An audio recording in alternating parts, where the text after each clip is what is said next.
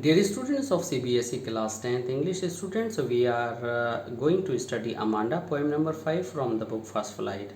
Students, in this English version, we'll study the poem Amanda, that is composed by Robin Klein. Students, Robin Klein is a poetess from Australia, and she has written the poem, the poetry and the writings based on children. Students, in this title of the poem Amanda, you see sign of exclamation, means exclamatory sign. Student, this denotes that Amanda is being talked to, and somebody is addressing Amanda. And so as with the poem, in every stanza, in each stanza of the poem, the poet, the mother of Amanda is addressing her, and she instructs her. Now students, the contents of this poem is based on the instruction and the feelings of the child Amanda. Students, when you are young and you are in your teenage, when your parents try to make you understand the right terms, the right posture of body, right gesture, manners, then these children, these minor children, these young children get irritated, students. But in every society, students, it's expected that our children should be of well behavior, they should be well mannered, their body language should be attractive and positive. Especially in girls, we want to make them modest, and we give so many instructions to make them a child of a civilized family, who belongs to a civilized family. And students, this effort is seen in this poem, that is being done by a mother to a daughter named Amanda. Student, through this poem, the poetess represents the contemporary society in which mother, that is called a basic institution of knowledge for a child, tries to give instruction to that girl. But what is the response of the person, what is the response of the child who is listening to her mother? Students, when we were child, we react to our mother negatively. Students, I think it's wrong. If a mother instructs to her child, students, definitely mother is not against the child, but she wants to make her child perfect. That's why she is saying so. Maybe child has his own personality, maybe child has his own imagination, his own thinking, and his own different field. But students, I think the child must not give such a response to her mother. But everybody is free to think, and the poetess is trying to display the feelings of Amanda and the instruction of mother as well. Now let's understand what this poem is. Students, this is M. Rehman, and you are attending Oracy classes of English language. Students, I thank you all for giving this love and support to your channel Oracy classes of English language, and I hope if you like this poem, you will subscribe our channel Oracy classes of English language. And please, if you like this poem, don't forget to share and like. And student, you can give positive suggestions to us, so that we may feel encouraged to give you more. Now students, let's begin. Amanda. Here students, in this poem, mother addresses Amanda. Mother says, "Don't bite your nails, Amanda. Don't hunch your shoulders, Amanda. Stop that slouching and sit up straight, Amanda." Now students, in these lines, mother is instructing Amanda. Mother asks Amanda not to bite her nails, not to hunch her shoulders. Students, hunch means, what is hunch? Hunch is a posture of sitting that is not good posture. When you sit around your back, and you keep your back round, students, and you sit like, you can say, what is hunch? Hunch is an act of bending into a humped posture. When you sit and your back becomes a curve, that is a hunch. And your students, hunch your shoulders, and your shoulders means you don't sit straight, and you keep your both the shoulders in a crooked manner. And stop that slouching and sit up straight, Amanda. And students, mother instructs Amanda not to sit, not to lie in a very lazy manner. She instructs to sit straight.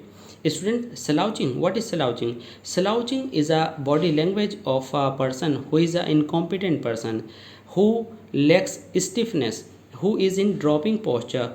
Students, slouching means not active. Students, you see, that's why mother instructs Amanda not to sit in such a way. Means mother instructs Amanda to sit straight, and Amanda should not sit lazily. Now, on listening these instructions, students, Amanda thinks there is a languid emerald sea where the sole inhabitant is me, a mermaid drifting blissfully. Student, the reaction of Amanda is on these three instructions given by mother is Amanda is thinking, she is imagining, she is visualizing an emerald sea, she is visualizing an ocean that is of green color. The color of the water is greenish, in which she is languid. Languid means, students, she is not active, she is feeling lazy, and she is enjoying the drifting of water, she is enjoying the carrying through the waves of water. Blissfully means she is enjoying it peacefully, and she thinks that she is the sole inhabitant, that is Amanda. Me means Amanda. She thinks that she should be alone in the green colored ocean, and she should be so relaxed, and she should be alone there, and she should drift there in the water like a mermaid. Student, mermaid is a mythical creature in which it can also be said an imaginary creature that has its upper body like a woman and the lower body like a fish. That is called mermaid, and she is imagining herself a mermaid, only one creature in the ocean who is enjoying the green emerald ocean or emerald sea, and in a very lazy manner. It means she wants to relax there. Now students, before we proceed to the next stanza, let's see the literary devices and poetic beauty of this stanza. In this stanza, students, first let's begin with this don't. These two words, do not and do not, is repeated in the beginning of consecutive two lines. Students, when in regular two lines we have the same words, students, there occurs anaphora. Means anaphora, a literary device is used here. What is a literary device? What is anaphora? Students, anaphora is a literary device when the same word or words are repeated in the beginning of two consecutive lines. There is anaphora. Students, in the next line you see stop slouching, sit straight. S sound means S consonant sound, so is repeated in various words in the same line, that is alliteration. It is consonant sound. Student, what is alliteration? Alliteration is a literary device in which we use consonant sound and repeat it in the various words. It may be in two or more than two words. Now students, let's come here.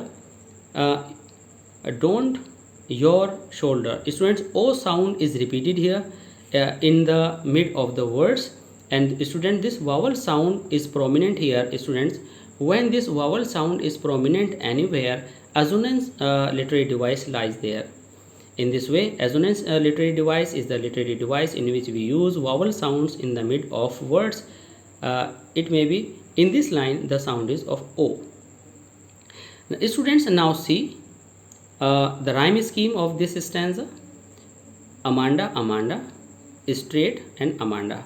Amanda we denote it with A, and straight is a different sound, B. In this way our sound is, our rhyming scheme is A, B, A. And now students, let's come to these three lines. Emerald sea. Students, sea is described emerald, not as emerald. If we use as, it would be simile, but it means sea is declared as emerald, but without words of comparison. That's why metaphor, figure of speech is here. Now let's see what is metaphor. Metaphor is a figure of speech in which two things are compared without the words of comparison. So C is compared with emerald, but there is no comparison words, that's why emerald is metaphor. Students, there is parenthesis too. What is parenthesis? Students, when we break the sentence in the syntax means in the structure of a sentence, we say that there is parenthesis. When we put some other portion of the sentence, that is called parenthesis. Students, there is given a mermaid. Mermaid is an additional link in the line. It gives some hint to the new story, that is allusion. Then allusion literary device is used here, students. Allusion is a literary device, students, in which we give some hint of some other story. Now here, drifting blissfully, it creates a picture before our eyes, students, that somebody is floating on water with the pressure and is being carried by the waves of water. It's a picture on the water, that is imagery. Students, here imagery, figure of speech, imagery literary device is used here. Now students, let's begin the second stanza. Mother asks, did you finish your homework, Amanda? Did you tidy your room, Amanda? I thought I told you to clean your shoes, Amanda. The students' language is very simple. Mother asks Amanda to ask whether she had finished her homework, whether she had cleaned her room, and she exclaimed that she thought that she must have done all this. She must have cleaned her shoes there. It means mother thought that Amanda had already completed her work, and she says, have you done so, Amanda? Have you finished your work, homework, cleaning of your room and your shoes? Now the response of Amanda, let's see. I am an orphan roaming in the street. I pattern soft dust with my hushed bare feet. The silence is golden and the freedom is sweet. Now students, now Amanda is thinking, in spite of these instructions, she would prefer to be an orphan. Orphan means it would be better if she had no mother. Roaming in the streets, and without having any mother, she would have no person who would instruct her in this way. She would roam about in the street, she would wander about in the street without any instruction, without any restriction, and she want to make soft pattern and design with her feet and with her bare feet, and her feet will be put on the dust without any sound, and she will create new designs on the dust. It means she want to enjoy dust, she want to spoil her feet with the dust without any restriction. The silence is golden. Indication is to the mother. The silence is golden. Amanda says she doesn't like the sound, like continuous nagging done by mother. Freedom is sweet, and she doesn't want to be restricted by anybody. She wants to do whatever she likes. Students, now let's see the poetic beauty in this stanza. Amanda, Amanda, Amanda. Students, A is repeated, and the new sound is D here, shoes. Now the next sound is street, feet, and sweet. That's why your sound is students, E, and E. Now did you are repeated in the beginning of the two lines, that is anaphora is a literary device used here. And students, thought, told, o sounds are used in various words in this third line. That's why assonance literary device is used here. A student, the silence is golden. Silence is compared to gold, and freedom is compared to sweetness. Now student, that's why we say metaphor, figures of speech are used here. Literary devices, metaphor in two parts is used here. And now students, let's see the next stanza. Don't eat that chocolate, Amanda. Remember your acne, Amanda. Will you please look at me when I am speaking to you, Amanda? Now students, when generally mothers instructs a child and she scolds, now mother wants the child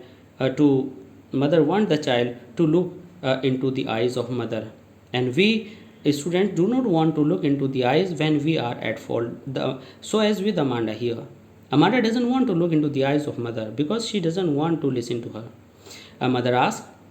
Mother instructs not to eat chocolate, and these chocolate must not be eaten because there will be pimples on the cheeks of Amanda. She tries to make her recall, she tries to make her understand that this will be harmful for her skin, and she says, would you will you please look at me, I am speaking to you. And Amanda is not giving response to her mother. That's why mother says, I am speaking to you, why don't you look at me? Now students, because we will turn the page, that's why before turning the page I would like to clear the rhyme scheme here. Amanda, Amanda, Amanda students. The sound Amanda is denoted with A, and you. Now here the new sound, that's why it's F. Okay. Now students, we see don't eat that chocolate Amanda, and up to this Amanda. Now students, in will you please look, O, O, E, E, O, O. Students, vowel sounds are repeated here. That's why assonance literary device is used in this stanza, in these lines. Now see the next lines used in the second part of this stanza. I am Rapunzel, I haven't a care, a life in a tower is tranquil and rare. I'll certainly never let down my bright hair. Students, in the response, with reference to the response of the mother, Amanda thinks that she wants to be Rapunzel. Students, Rapunzel is a character, is a princess in the German mythological story.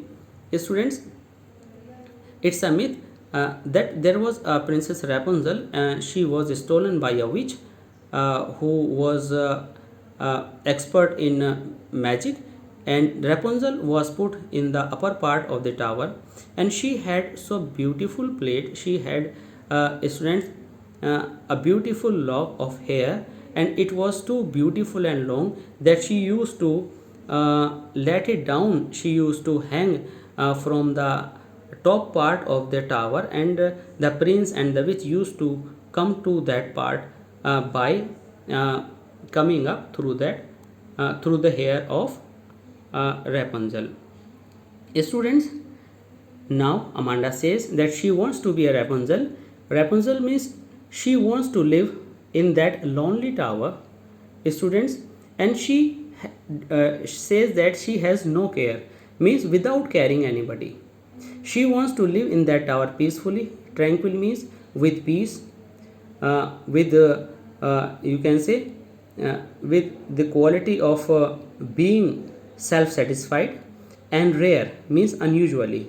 Here Amanda imagines herself to be Rapunzel, and she finds herself living in the upper part of the tower with peace, without anybody's instruction, and unusual life. And she also says that I'll certainly never let down my bright hair, that she will not drop her bright hair to the ground floor, and she do not want to come climb anybody, and she doesn't want anybody to climb through her hair into her cabin. It means she wants to live there alone.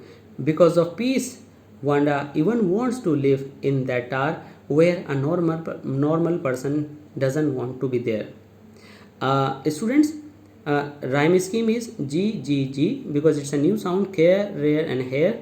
And students, in this line we see I am Rapunzel. Amanda अपने आप को you say students, Amanda is comparing herself Rapunzel, and the comparison words are not used here. That's why metaphor, figure of speech is used here.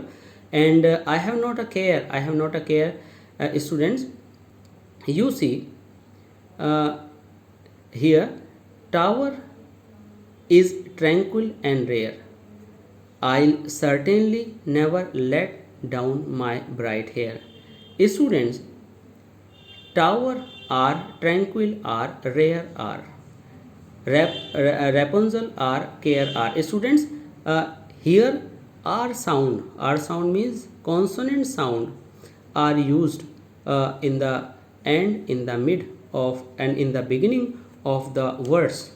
That's why here is consonance poetic device.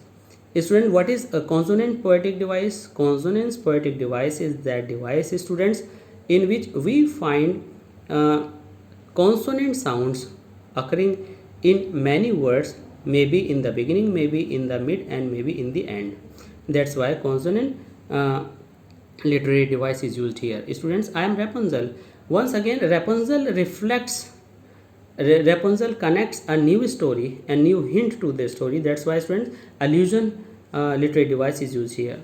Now in this stanza, students, the mother again instructs Amanda, stop that sulking at once, Amanda.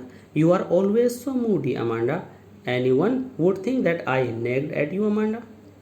Students, when you continuously instruct somebody and somebody is giving negative responses, that definitely the speaker will think that everybody will think about me that I am nagging her, I am teasing that person, and mother doesn't want to be to listen all that. That's why she instructs Amanda, and she wants to know the reason of his sulking style. Sulking means, students, when sulking is a style when you don't like the speaking of somebody and you start murmuring something, and you try to display your anger, and you feel vexed after persisted uh, nagging, continuous nagging. Students, now the mother of Amanda instructs her to stop all that murmuring in anger, and she says that Amanda is very moody. She doesn't want to listen now to her mother, and mother is saying everything right. Anyone would think that I nagged at you, and mother says if anybody comes to see it, then definitely that person would think that I am teasing you, means mother is teasing Amanda, and mother doesn't want to give such a reflection of her personality. In this way, students, mother keep on instructing Amanda so that Amanda would understand the right posture, right gesture, and right manners of life. Students, this is mother, and mother tries to give right instructions and good life to her children, and I think children should listen to her. Now, students, this is all in this poem, and I hope you have gone through and liked this poem very well and you have understood. Now, students, if you like this lecture, please subscribe our channel, and please like and share and comment, students, in our comment box, and give suggestions. Students, I hope you will don't forget to like our lecture. Thank you very much.